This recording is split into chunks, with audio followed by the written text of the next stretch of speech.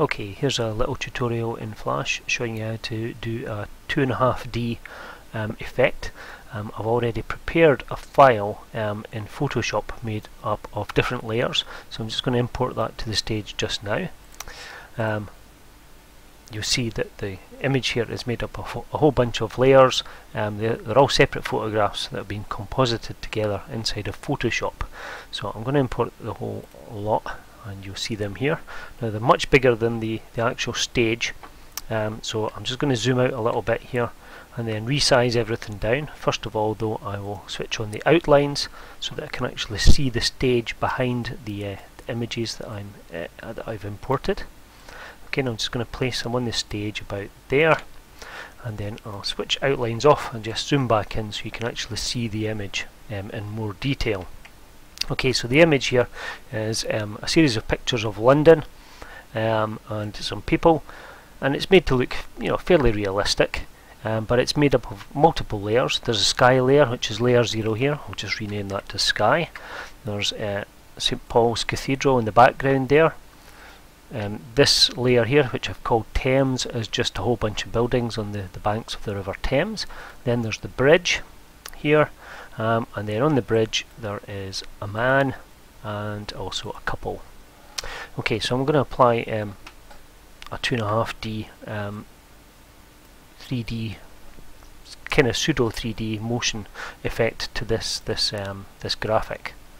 Okay, so first thing I'm going to do is I'd have to convert all these objects to symbols so I can motion tween them, but there's a quicker kind of way to do it. What I can do is I just choose create motion tween from the right click menu, and Flash will automatically convert them to symbols for me. So I'm just going to do that with all the separate layers. Create motion tweens, and then just select OK.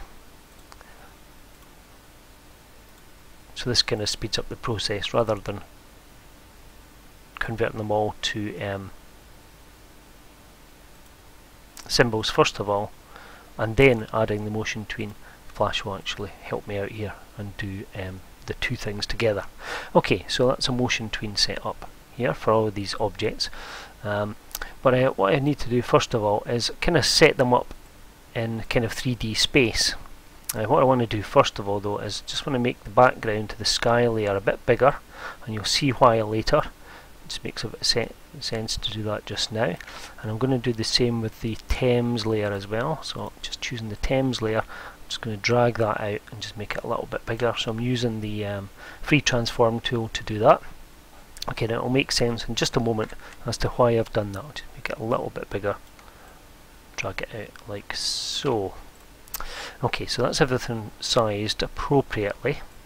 I'll just unlock all my layers again, and what I'm going to do here is I'm going to select each layer in turn. So first of all the sky layer in the background, and over in the properties panel I'm going to open up this little section here for 3D position and view, and I'm going to set a value for the Z axis. That is how deep the object is into the screen.